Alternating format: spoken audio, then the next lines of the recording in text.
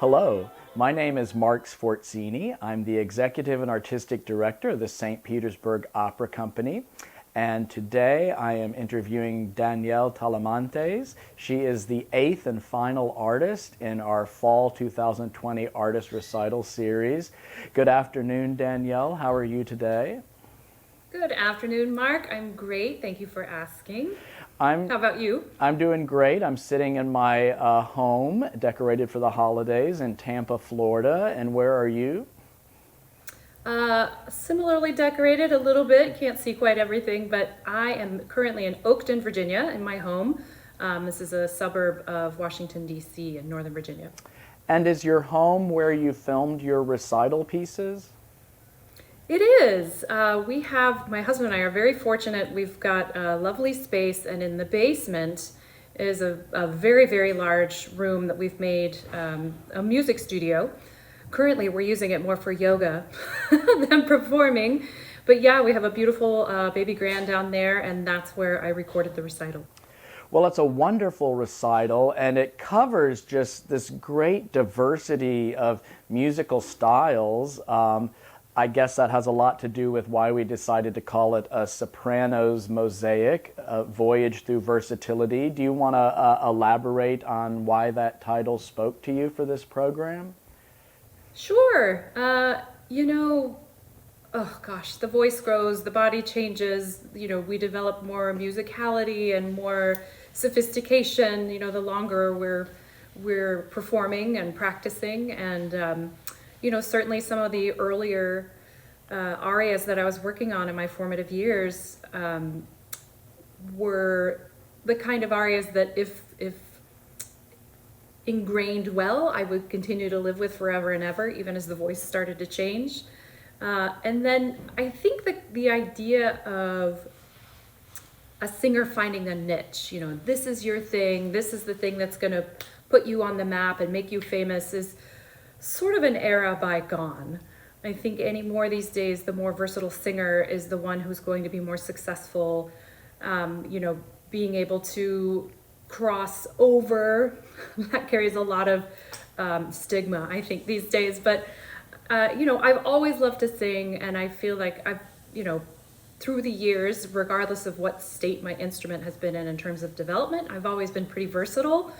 And so this was a really, really fun program to put together, and I think, showcase a lot of the wheelhouse repertoire for most sopranos, but also some interesting things that just show some of the colors that I've been able to achieve over the years and styles, and then, the journey that I've been incredibly fortunate to have come along with my collaborative pianist, Henry Dehlinger, who went from being a close friend to a collaborator to an arranger to a composer. And I'm so thrilled to share some of this music with you. And he is a fantastic collaborator, and we're going to talk about him in more detail a little later in the program.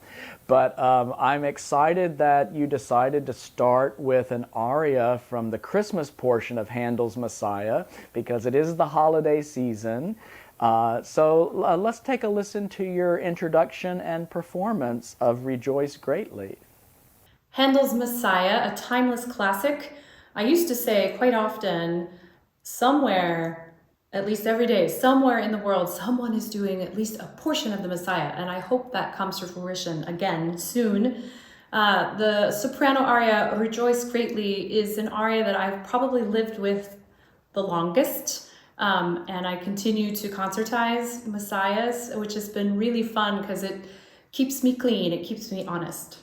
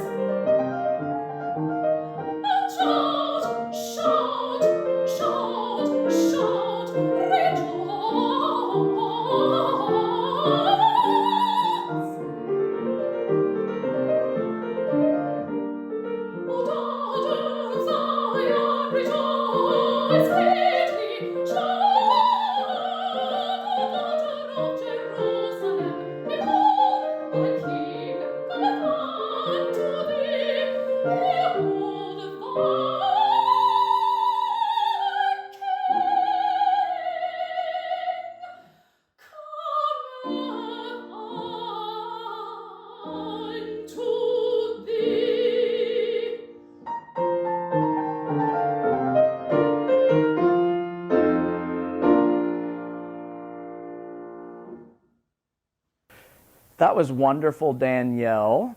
I also see that you have another selection coming up that ties into the holiday season, and this is Musetta's famous aria, known as Musetta's waltz, Quando men vo, from La Boheme, which Act 2 takes place on Christmas Eve, so that's kind of a nice tie-in to the holiday season. Tell me a little bit about this aria. Is this something you learned when you were first getting started as an opera singer? A lot of singers have sort of the cutting of the teeth arias that they learn, starting with Handel and Mozart, and this was Baby's first Puccini. So yeah, I think pretty standard in the early days. And a lifelong party aria. I think a lot of the repertoire for lyric sopranos is kind of depressing. It's gorgeous, but not really fun at parties. So Musetta is one that I've lived with pretty much my entire singing career life. I think it would be fun to play this character. I mean, what you're saying in this aria, I mean, we are going to have super titles while you sing the aria, but just tell us, it must be fun to be pretending to be this character who feels that she's such a beautiful sight that all the men are going to stop and immediately give her all their attention, and you're trying to elicit, a jealous reaction from your ex-boyfriend. It just seems fun. Yeah, certainly fun shoes to step into and then out of at the end of the day. I think, Musetta's affectionately known as the tart with a heart.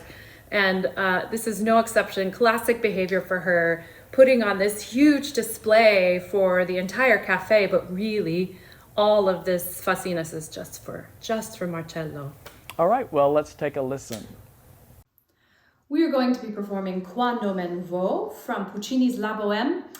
This is Musetta's aria, an aria that I've lived with for as long as I can remember, honestly, and it's a special kind of case because I made my debut with St. Pete Opera singing Mimi, so these girls just have lots of fun. Enjoy.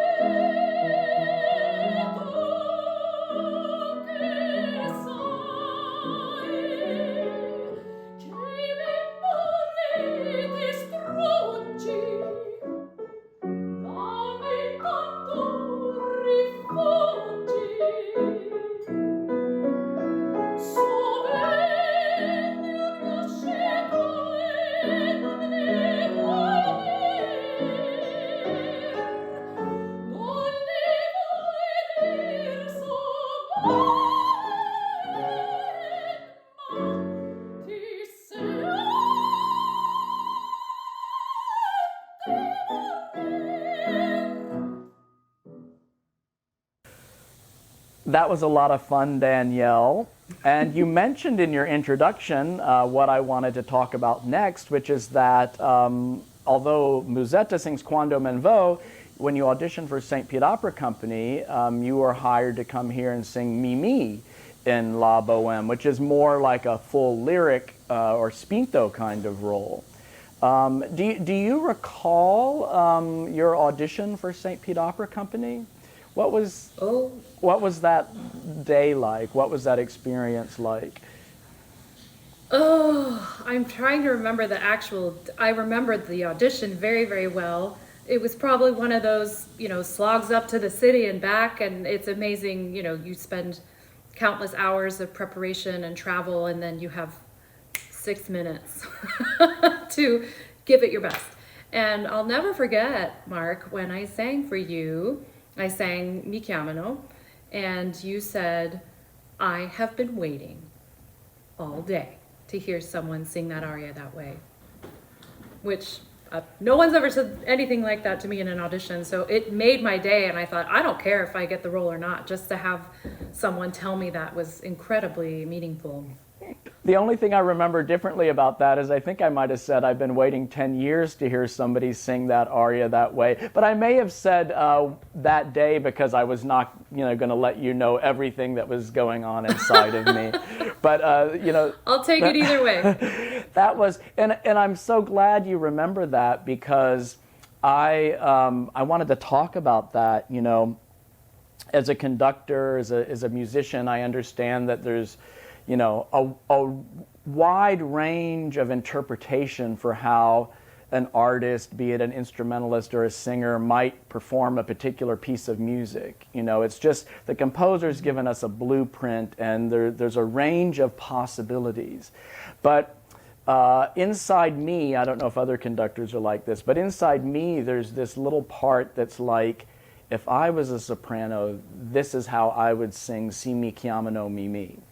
And to hear somebody, make the choices, because Puccini tells you, you got to change the tempo here, but how much do you change the tempo? You should go slower here, but how much slower? You should crescendo here, but how do you shape that crescendo? Is there more at the beginning? Is there more at the end? And these notes that we hold longer, how long do we hold them for? All these matters of the fine tuning of the interpretation. So when you hear somebody sing it and you say to yourself, oh my gosh, that is what I hear in my head, that is the way I would do all these interpretive things, then you feel like you've met somebody who you really have some sort of special connection with. So that was very true and heartfelt when I said that to you, and I think that is the reason why we have this relationship we do, why you came to St. Pete to sing, and why we're doing this interview, and why we hope to have you back again at St. Pete Opera. So I want to share with our listeners your performance with the orchestra of Si mi chiamano Mimi. A few questions about performing Mimi at St. Pete Opera Company. You came to St. Pete Opera Company, and you're pretty established as a singer. I mean, you've sung roles at the Met, and you've got a lot on your resume.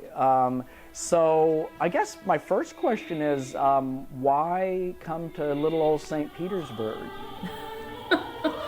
Well, for a variety of reasons, but I learned from a friend early on when considering an offer.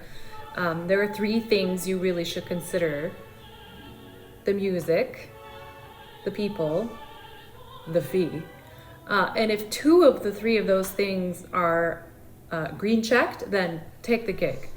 So whatever the case, any particular, the music, the people, the fee, it was really not a difficult gig to take. And I had done Mimi one other time in more of a concert version, and it felt so good, and I was addicted, and I could not wait to do it again. So there was no way I was going to say no.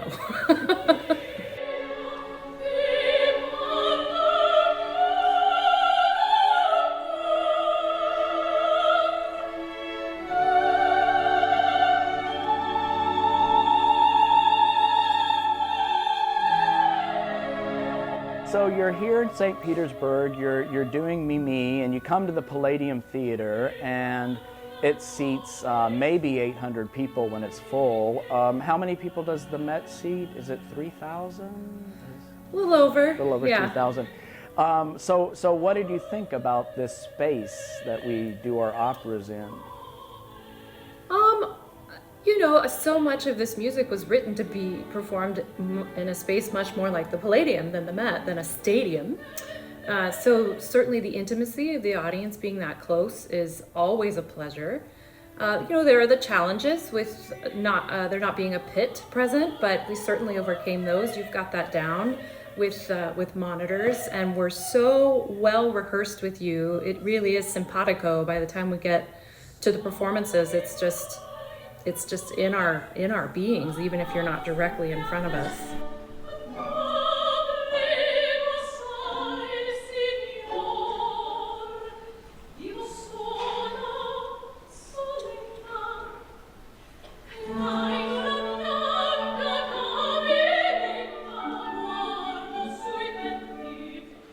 I love the way you transition here, anticipating the bee to come, the taper of the voice, the breath.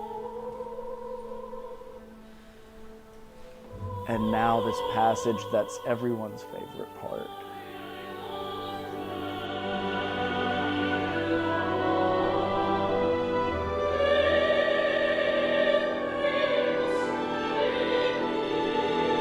And it builds to such a beautiful climax here.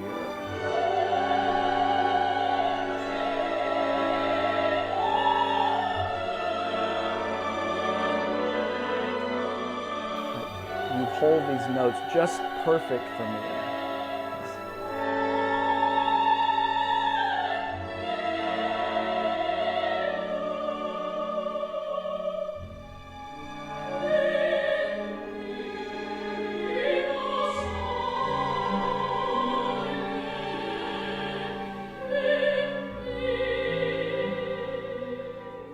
A composer like Puccini, you know, with all of his sort of OCD-like instructions, you know, people often are like, oh, I have to do it because it says this here, but he was brilliant. You know, he was in the psyche of these characters, and every crescendo and every rallentando is because of an emotional reaction or surge.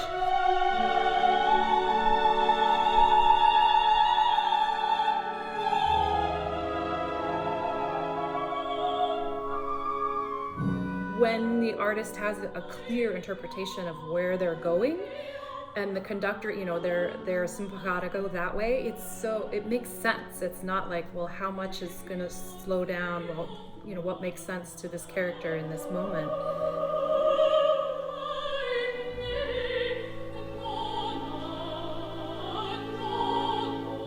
You know, the rehearsal period for this particular production was, for me, a little long, but realizing that we weren't going to be able to see you, we needed that extra time to just really have everything ingrained and really trust that, you know, the work that we had done in the rehearsal room would just naturally happen on the stage.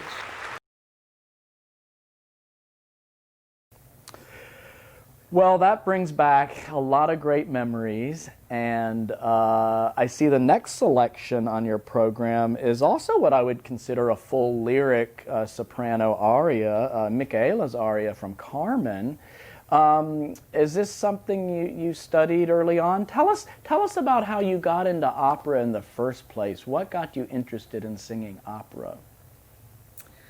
Well, you know, it was sort of part of my education, both in undergrad and grad school, that, you know, well-rounded education in art song, oratorio, and opera, just learning all sort of the standard repertoire. I would say, though, in terms of actually applying these learned arias in productions, came pretty late for me. I had a really quite small instrument for a very, very long time. And it just, you know, didn't make sense for me to be singing over an orchestra, trying to sing over an orchestra. But I do remember right at the end of my undergraduate education, my voice teacher, Nancy McDuffie, assigned me Michaela's aria And at the time I thought, oh, this is big. This is big stuff for me. And it was a stretch. You know, by no means was she thinking I was going to be performing this anywhere, but it was sort of a learning aria to encourage the voice to grow, but not, you know, not push. So, I didn't do my first role until I was 26, 27, and then really didn't start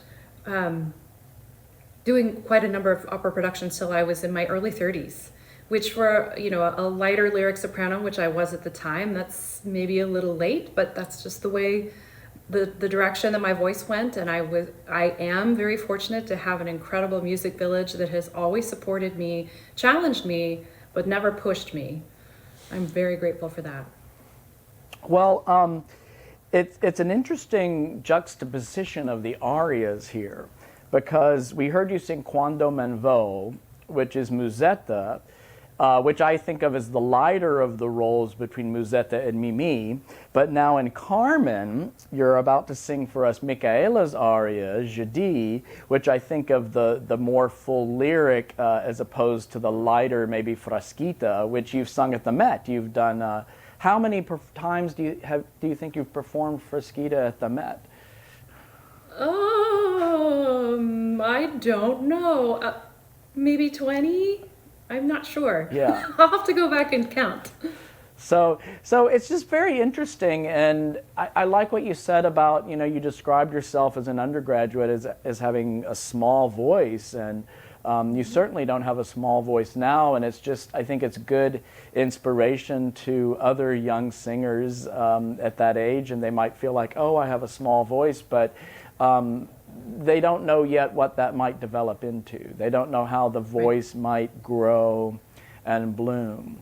And your program is all about versatility, so I love that we're sort of crossing all these Fach lines and, doing both Mimi and Musetta in a way where, you've done Frasquita, but now you're also doing Micaela. So let's take a listen to Micaela's compelling aria. I believe you've included the musical recitative that precedes it too, so we're in for a treat. Micaela's aria from Bizet's Carmen. I will never forget my undergraduate teacher assigning me this aria. It was my first big girl aria. It's lived with me through quite a bit of vocal growth.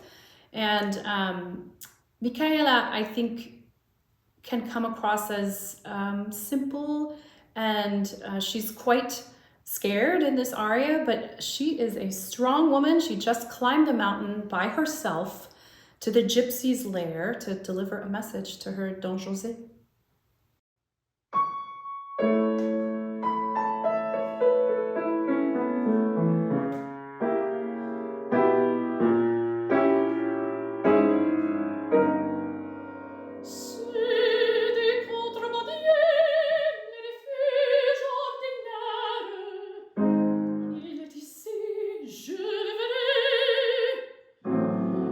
Et de voir que ma pose en sommeil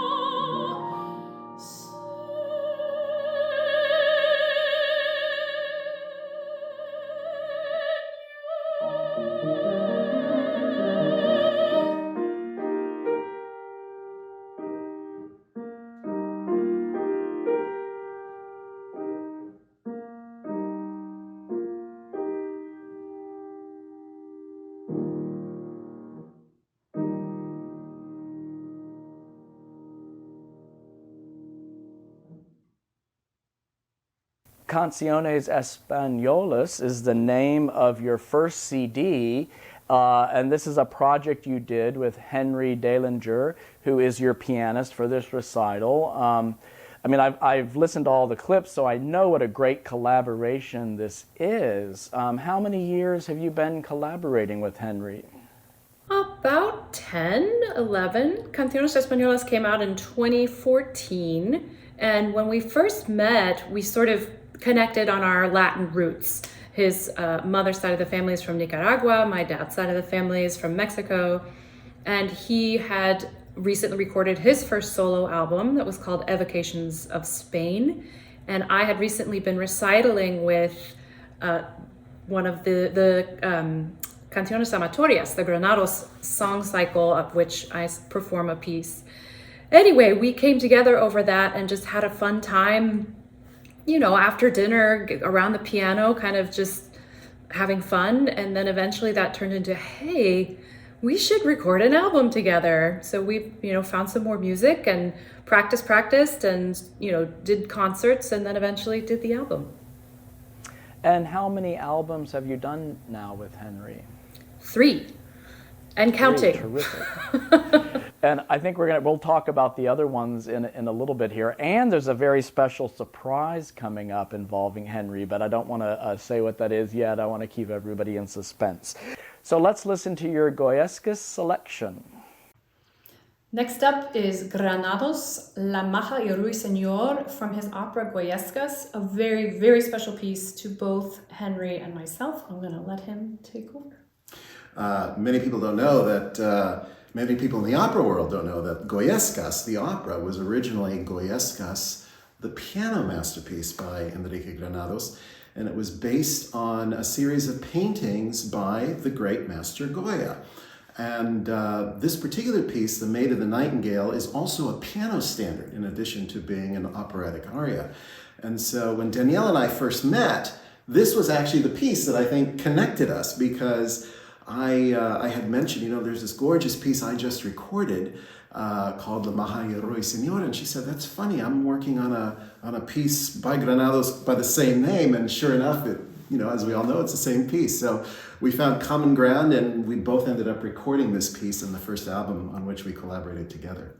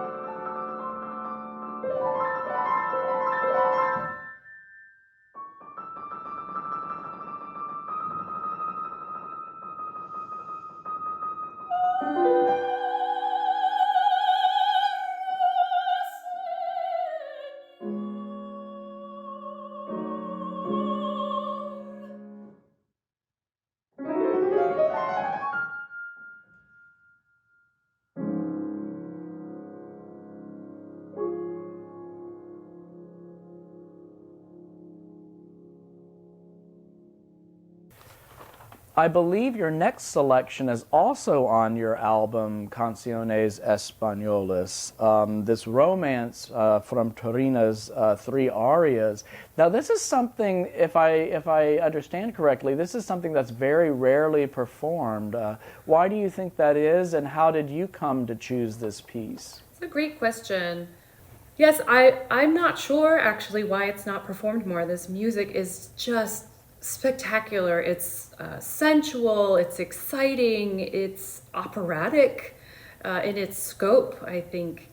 So to my knowledge, I think there was only one other commercial recording of the Turina out.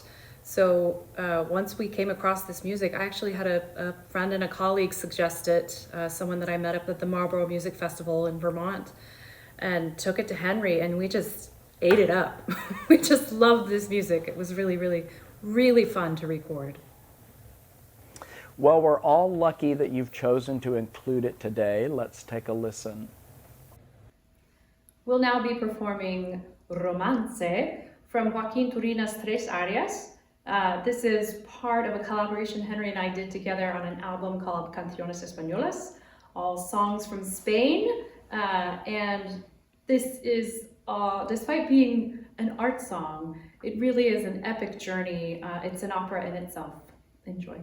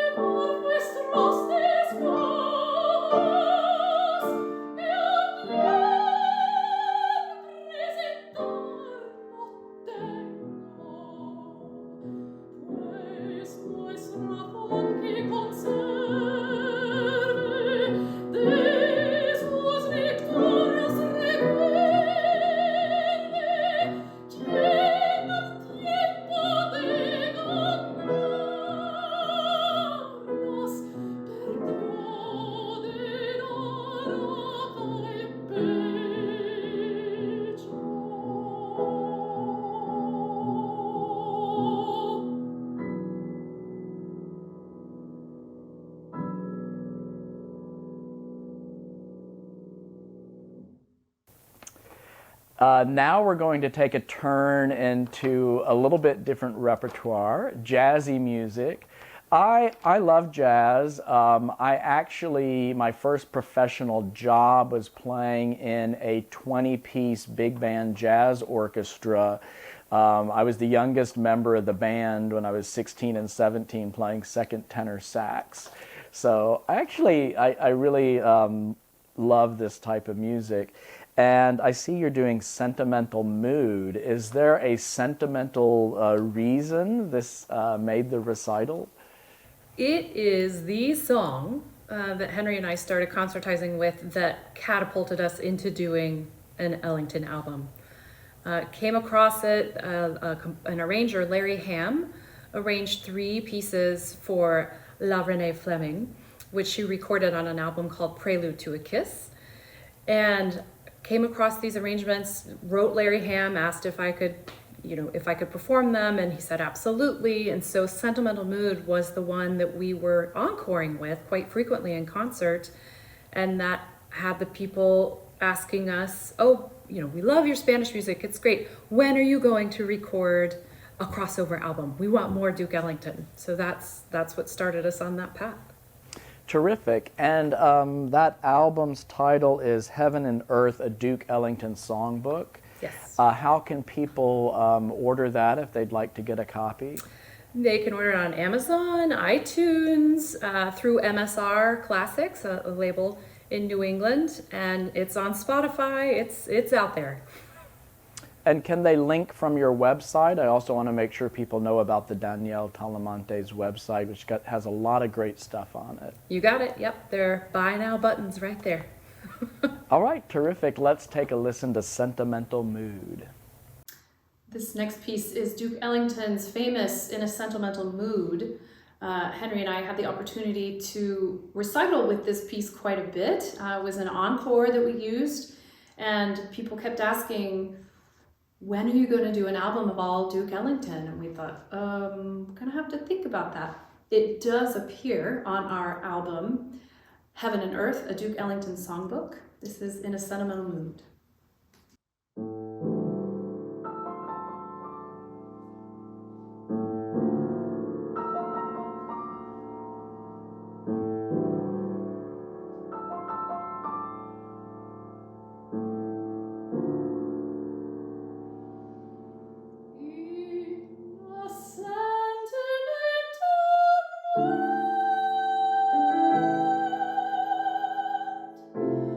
I can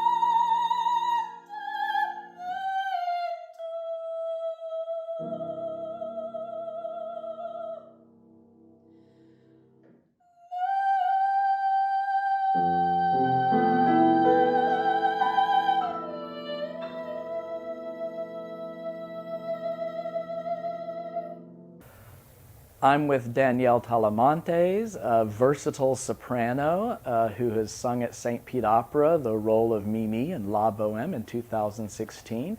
And we just heard Sentimental Mood by Duke Ellington from her full-length album, Heaven and Earth. And I see we've got another selection, Come Sunday. Tell us about this choice. Come Sunday is actually can be found in the United Methodist hymnal. So it can seem quite simple. It was used as part of the Sacred Concert series that Duke Ellington was a part of. And it was the first song that Henry arranged, pen to paper arranged. I think once you take a listen, just consider that fact. This is the very, very first thing that he ever put his own artistic creativity in that wasn't just interpreting.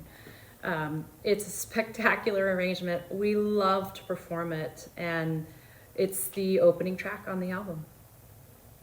Great. Let's take a listen. This next piece is Come Sunday, another Duke Ellington. So many stories behind this piece, but basically this is the song that launched Henry and I into a fast-moving train that continues to grow. It's really, really exciting. I'll let Henry tell a little bit about Come Sunday. Danielle and I were recording a short CD, an EP of Duke Ellington songs, and we just happened to come up a couple short. We were expecting one or two more arrangements, and they weren't there, so we were in a bit of a bind. We already had the producer and the recording engineer ready to go, so Danielle looked at me and said, I guess, Henry, you're going to have to write that arrangement. And sure enough, handy was a Methodist hymnal in which was the song, the hymn, Come Sunday by Duke Ellington. And it was written for his Sacred Concert series, the very first one that he did in San Francisco. As a matter of fact, he had done it once before, but he recycled it for the Sacred Concert.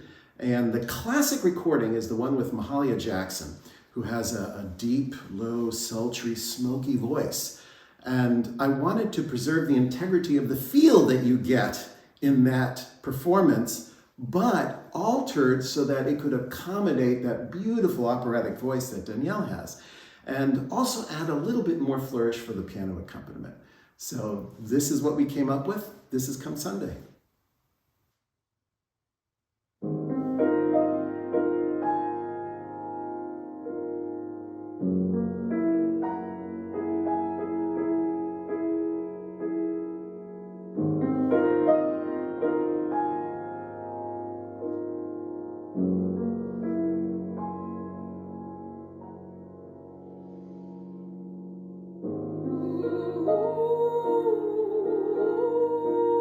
Ooh.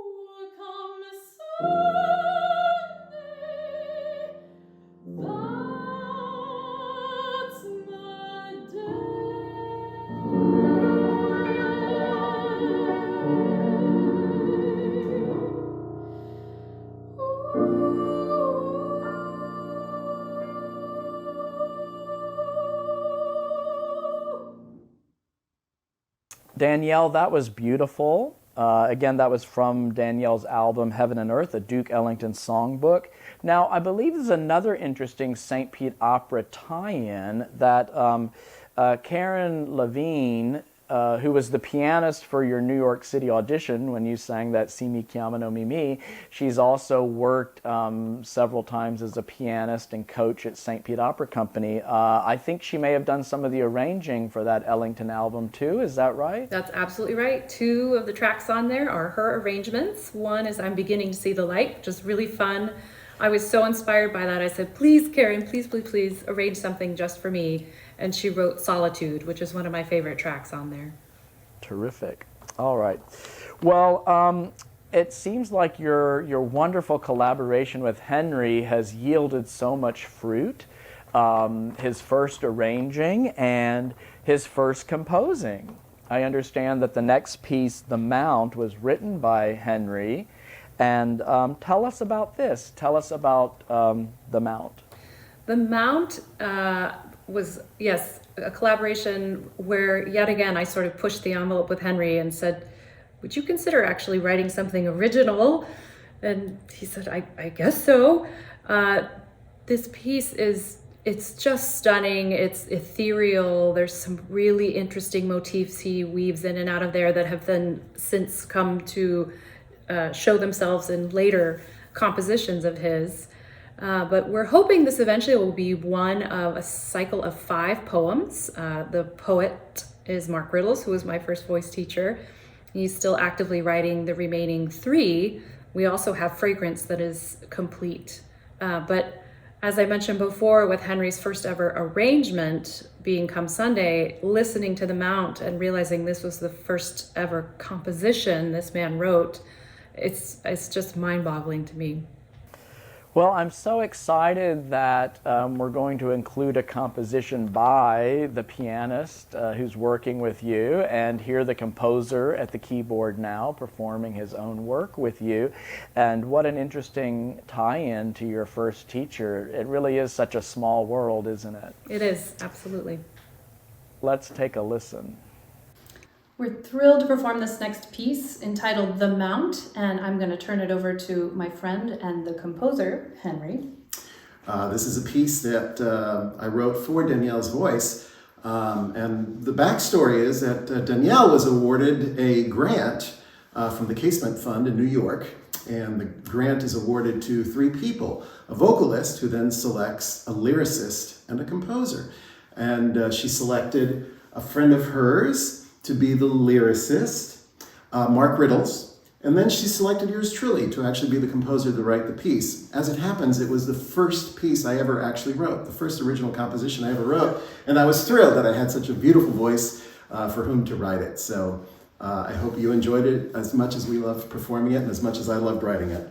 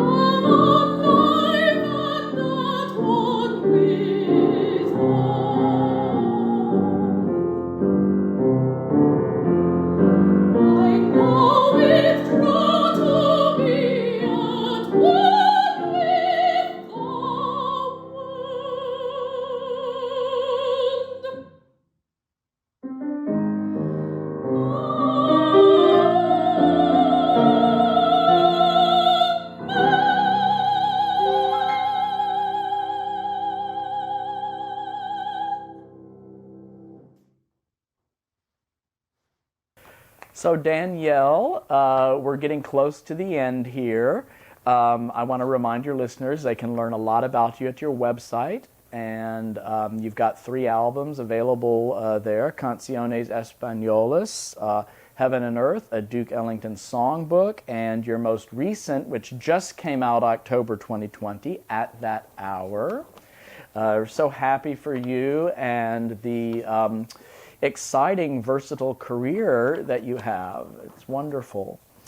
I'm glad that we talked a little bit about Bach in your interview. That was something we talked about early on in the Recital series. And, my philosophy about Bach is, it can be useful at times, but, a lot of people cannot be boxed into just one Bach. I mean, certainly a lot of singers sing sort of a Bach and the neighboring Bachs, and some singers have even been able to expand way beyond that. And you're obviously a very versatile singer, and as we talked about early on in the program, you could sing Fresquita in some houses and Micaela in other houses, depending on the size of the house and the size of the orchestra. And I just love your openness to music and creativity and artistic projects. I think it's just really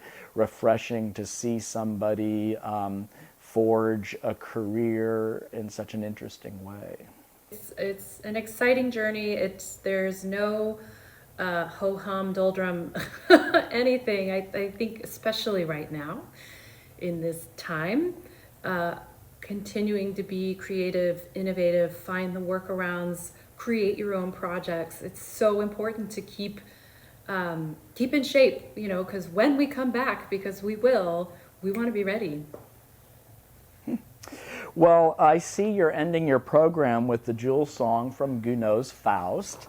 And this probably, fits a little bit more into the full lyric aspects of vocal classification, which I think we've sort of established from the time you were an undergraduate and you described yourself as having such a small voice. Your voice has grown and it's bloomed, and so this is probably more indicative of the direction you're moving in. Would you agree with that? I would agree. I think the true mark of a solid technique is the ability to continue to grow, but also be able to go back and sing Rejoice Greatly and have those clean lines and have the agility, that it's not weight that's bogging down the voice. It's just a development of a color palette and maybe some, breadth with, widening of the sound.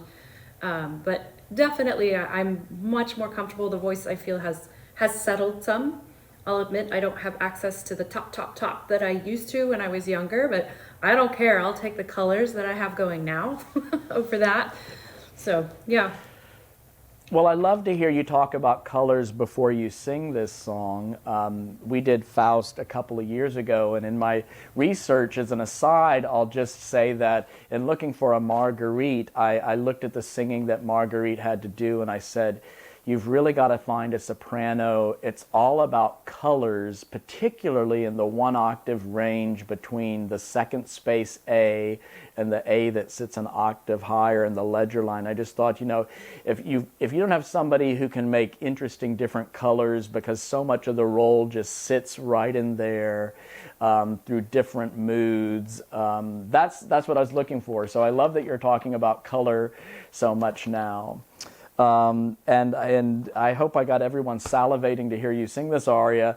Before we jump to it, just in closing, I want to ask you if you have anything else you'd like to say to our St. Petersburg opera audience. Oh gosh, I enjoyed my time so much down there. And the hospitality, the Davisons who hosted me so graciously, and the people, I just fell in love with the town, so much so that for my husband's birthday, a year later, we decided to vacation in St. Pete because we just found it so charming. And I really impressed, Mark, with the work that this company has done and the quality of productions that you guys put together. I think that's a breath of fresh air. So Have me back anytime. And you made me remember, I plumb forgot. I wanted to ask you about your husband, Kerry Wilkerson. He's a bass singer, is that right? Yep, bass baritone. And we can hear him performing with you. I found on your YouTube channel there are some duet videos there that you do with Kerry. Is he also involved with the At This Hour album? He is. That is a collaboration with Henry, Carey, and me, all three of us. So you can hear him on several of those tracks, about half the tracks. In fact, Henry realized there was an uneven number. I think I had one more than Carey, and he said, no, I have to write another song so it's equal. But between his YouTube channel and mine and our websites, you can find, yes, lots of recordings of both of us separately and together. That's fantastic. I want to thank you, Danielle, for putting together this wonderful program for us, for your wonderful introductions and your time for this delightful interview. Happy holidays to you and Henry and your husband, Kerry. Let's take a listen to your final selection. From Gounod's Faust, this is Marguerite's aria.